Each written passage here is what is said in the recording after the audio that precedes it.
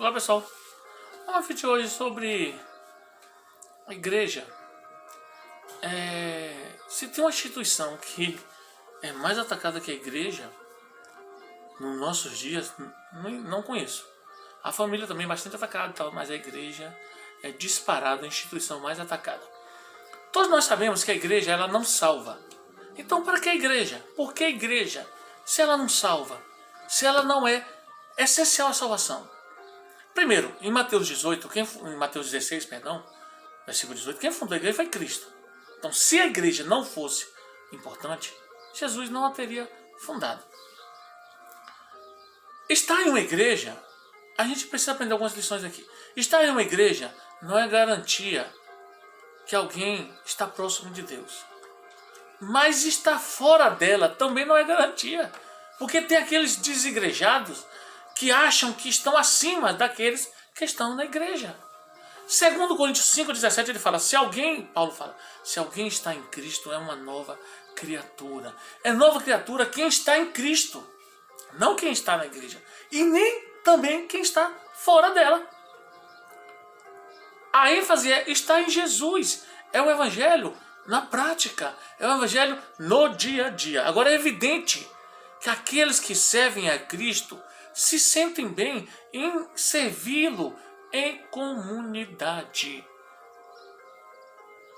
Mateus 7, versículo 12 diz assim, portanto, tudo o que quereis que os homens vos façam, fazei vós também a eles, porque esta é a lei e os profetas. Ensina o que se sabe, pratica o que se ensina. Assim é o evangelho. E a gente observa que as pessoas vão se esquecer daquilo que nós dissemos, mas nunca se esquecerão como as tratamos. Nunca vão se esquecer da maneira que a acolhemos. É o modelo de Jesus. Como é que ele viveu? Seja ateu, descrente, a sociedade em geral, eles podem não crer na Bíblia, no Evangelho, mas eles respeitam. O que eles não suportam é a incoerência de muita gente, em especial aqueles que se dizem evangélicos. É a hipocrisia de muita gente. É o cara que fala que Jesus transforma e a vida dele não foi transformada. É o cara que fala que Jesus dá a direção de uma nova vida, transforma, e ele faz politicagem. É o ambicioso, é o avarento, é o amor, aquele que ama o dinheiro, é o oportunista que está lá dentro da igreja. Esses não serão respeitados e não devem ser mesmo. O desafio é vivermos em comunidade de fé, servindo a Cristo no Evangelho. Segundo o exemplo de Cristo. Segundo o padrão dele. Outra coisa interessante. A igreja não é um lugar perfeito. Não é. Porque ela tem eu e você. Tem pessoas imperfeitas. Às vezes ela encontra de patologias, neuroses, fobias, crentes cheios de manias. Agora, a questão é, quando eu estou no corpo de Cristo, que é a igreja, onde Cristo é o cabeça, e eu deixo ele entrar em minha vida, o Espírito Santo agir, ele vai me limpando das fobias, das manias, da maledicência, da maldade, do rancor, vai tirando isso de mim. Sabe o que é que atrapalha, gente? Que um monte de gente está na igreja e é como se nunca estivesse lá. Ele entra na igreja, mas a igreja não entra nele. Por quê? Falta confissão, falta reconhecer, cair em si como o filho pródigo e dizer assim, eu errei, eu pequei, eu sou orgulhoso, eu sou politiqueiro, mas eu quero mudar, eu sou discriminador, mas eu quero ser diferente. Senhor, entra na minha vida, transforma, muda, age, faz-me perdoar, me ensina a perdoar, me ensina a amar, me ensina a cuidar. Mas muitos pegam a sujeira e jogam para debaixo do tapete. Não confessam, não reconhecem, não mudam. Quem nunca se abre para o Espírito Santo nunca vai ter a sua vida transformada.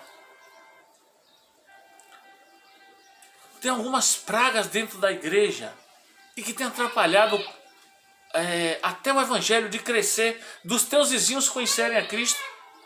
Por quê? Hipocrisia, politicagem, disputa de poder, inveja, individualismo, ciúme, sujeiras jogadas para debaixo do tapete. omissão. Qual é o desafio? Às vezes a nossa vida é o único evangelho que as pessoas vão ler. Na política, nas redes sociais, às vezes dá vontade de chutar o pau da barraca e pegar e revidar. Mas quando eu olho para Jesus, aí eu desisto dessas ideias. E muitos reclamam, porque eu não sou visitado, porque a igreja faz isso, a igreja faz aquilo. E você, o que tem feito? Porque a igreja não visita, você tem visitado? Por que eu não saio da igreja, mesmo sabendo que a igreja é um lugar de pessoas imperfeitas, que tem problemas, que tem falhas? Por que eu não estou na igreja desde criança? Graças a Deus. Por que eu não vou viver o evangelho fora da igreja como os desigrejados pregam? Porque seriam tantos motivos, mas a igreja me ensina a viver em comunhão. Eu faço culto em casa. Não. É diferente o ambiente cultico coletivo na igreja.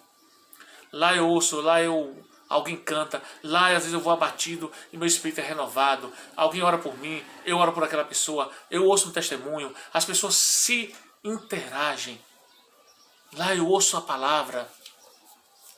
Lá eu oro, alguém ora por mim, lá eu choro, lá eu canto. O culto coletivo é diferente. A igreja me ensina a viver em comunidade, com nossos problemas. Nós tratamos com Cristo. A igreja me ensina a acolher. Se eu fui acolhido, eu tenho que acolher o outro. A igreja me ensina a tolerar, porque muitas vezes o outro me tolerou. A igreja me ensina a perdoar. A igreja me ensina noção de coletividade, que eu não posso viver isolado, sozinho, separado. A igreja me ensina que eu tenho que ter humildade e amor para conviver em grupo. Ela me ensina que eu tenho um pecado diferente daqueles outros que erraram, mas eu também erro.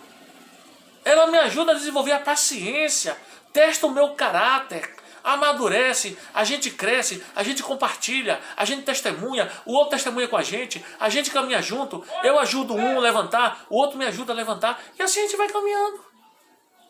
Mas tem algumas mensagens perigosas, e uma das mais perigosas é: eu sou igreja, eu me basto. Nós somos membros do corpo de Cristo, somos membros uns dos outros, é assim em 1 Coríntios 12. Eu não sou membro de mim mesmo.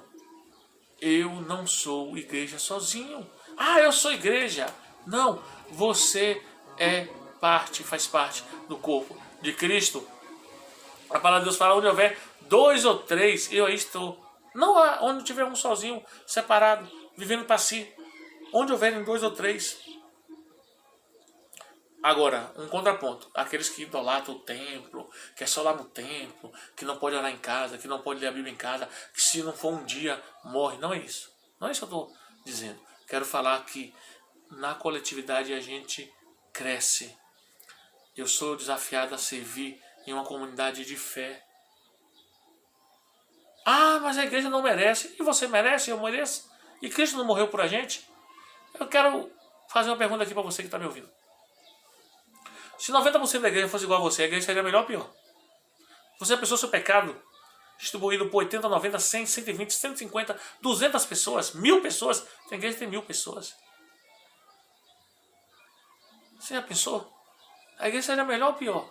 Para analisar.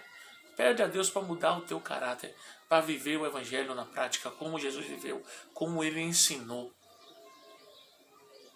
Um aprendendo com o outro, um ajudando o outro a caminhar. Às vezes a gente começa a falar que a igreja não presta, talvez quem não presta somos nós.